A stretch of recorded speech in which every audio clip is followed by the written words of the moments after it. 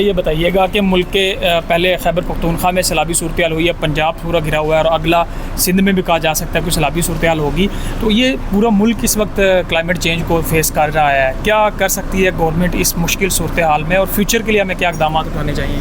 دیکھیں، حکومت پاکستان اور صوبائی حکومتیں تو پہلے آپ کر سکتے ہیں جو حفاظتی انتظامات ہوتے ہیں، یعنی دریاؤں کے رخ نہ موڑے جائیں، ان کے دہانے چھوٹے نہیں کیے جائیں، تجاوزات نہ ہوں، پہاڑوں کو پہ درختوں کو نہ کاٹا جائے، درخت اگائے جائیں، یہ سارے کرنے کے کام ہیں۔ اس وقت تو نہیں ہو سکتے ہے، آئندہ کے لیے اللہ کرے کہ ہم اس پر عمل درآمد کریں۔ ابھی لوگوں کو ریلیف پہنچانے کے لیے گراؤنڈ کے اوپر جتنا ہمارا ریلیف میکینزم ہے اس کو میرے خیال میں کرنا چاہیے۔ بہت متاثرین بہت بڑی تعداد میں، خدا کا شکر ہے ہلاکتیں تو اتنی نہیں ہوئی ہیں، اور لیکن کے پی میں کافی ہوئی ہیں۔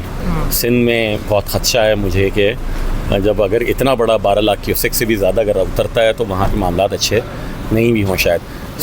حکومتوں کو فعالیت سے ابھی سے لوگوں کو ریلیف کے لیے جانا چاہیے کہ لوگ جو خطرناک علاقے ہیں وہاں نہ رہ رہے ہوں، اور مستقبل میں عالمی اداروں کو بھی ہم انوالو کریں۔ پاکستان کا کاربن فٹ پرنٹ نہ ہونے کے برابر ہے، یہ بھارت کی اور چین کی جو ماحولیاتی آلودگی ہے اس سے ہم نمٹ رہے ہیں۔ اپنے سمندروں کو آلودہ نہ کریں، دریا کو بہنے دیں، ان کے منہ چھوٹے نہ کریں اور درخت اگائیں۔ ابھی ہم نئے صوبے بنانے کی طرف جا رہے تھے اور بات ہو رہی تھی اس صورتحال میں جہاں یہ فیس ہم کر رہے ہیں، آگے نئے صوبے بنتے ہیں تو ہم ڈیلیور کر پائیں گے؟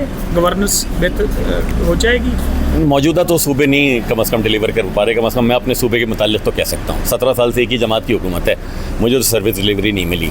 سروس ڈلیوری تو دینی ہے نا، لوگوں کو ریلیف تو دینا ہے، آپ کسی نہ کسی طریقے سے تو دیں گے نا، اور کیوں نہیں، دنیا میں بنتے ہیں صوبے، وائی ناٹ، لیکن سروس ڈلیوری ہو، اس کو انشور کیا جائے قوانین کی طرف۔